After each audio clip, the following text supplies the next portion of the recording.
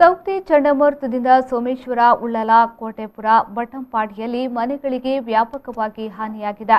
ಮೊಗವೀರಪಟ್ಟಣದಿಂದ solar ಕ್ಲಬ್ವರೆಗೆ ಹಾಗೂ ಪೆರಿಪೇಲ್ Rohit master ಮನೆ, ಕೋಟೆಬಾಗಿಲು, ನಾಗೇಶ್ ಬಟಂಪಾಡಿಯವರ ಮನೆ ಅಪಾಯದಲ್ಲಿದೆ. ಇದನ್ನು ಸಂರಕ್ಷಿಸುವ ಕಾರ್ಯ ಸರ್ಕಾರ ಮಾಡಬೇಕಿದೆ ಎಂದು ಶಾಸಕ ಯುಟಿ ಖಾದರ್ ಹೇಳಿದರು. ಅವರು ಕೊಣಾಜಿಯಲ್ಲಿ ಸುದ್ದಿಗೋಷ್ಠಿ ನಡೆಸಿ ಮಾತನಾಡಿ, ಈವರೆಗೆ ಸರಿಪಡಿಸುವ ಕಾರ್ಯಕ್ಕೆ ಸರ್ಕಾರ ಮುಂದಾಗಿಲ್ಲ. ಇವತ್ತಿನವರೆಗೆ ಅಲ್ಲಿ ಸಂರಕ್ಷಿಸುವ ಕೆಲಸ ಪ್ರಾರಂಭವಾಗಿಲ್ಲ.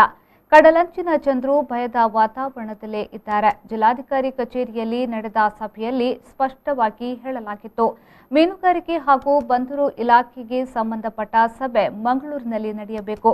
ಬೆಂಗಳೂರಿನ ಎಸಿ ಕೋಣೆಯಲ್ಲಿ ಅಧಿಕಾರಿಗಳಿಗೆ ಕಡಲಂಚಿನಲ್ಲಿರುವ ಸಮಸ್ಯೆ ತಿಳಿಯುವುದಿಲ್ಲ.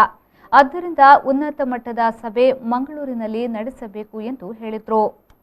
ತಕ್ಷಣ ಜನಸಾಮಾನ್ಯರಿಗೆ ಇವತ್ತು ಬಸವ ಕಲ್ಯಾಣ ನಮ್ಮ ಯೋಜನೆ ಮತ್ತು ಇನ್ನಿತರ PM ಯೋಜನೆಯಲ್ಲಿ ಏನು ಇವತ್ತು ಮನೆ ನಿರ್ಮಾಣ ಮಾಡಲಿಕ್ಕೆ ಅನುದಾನ ಬರಬೇಕಾ, ತಕ್ಷಣ ಅನುದಾನವನ್ನು ಸರ್ಕಾರ ಬಿಡುಗಡೆ ಮಾಡಬೇಕು.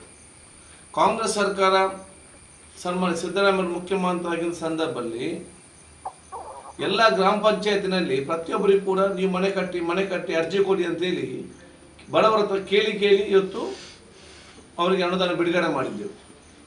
ಯಾರ ಹತ್ರ ಸರ್ಕಾರಿ ಜಾಗ ಇತ್ತು, ಸಣ್ಣ ಮನೆ ಜೋಪಡಿಯಲ್ಲಿದ್ರ ಅವರಿಗೆ ಕಟ್ಟಲಿಕ್ಕೆ ಹಕ್ಕುಪತ್ರ ಇಲ್ಲ, ಅಂಥವ್ರು ಎಲ್ಲರಿಗೂ ಕೂಡ ಹಕ್ಕುಪತ್ರ ಕೊಟ್ಟು ಅನುದಾನ ಕೊಡಬೇಕಂತ ಪ್ಲ್ಯಾನ್ ಇತ್ತು.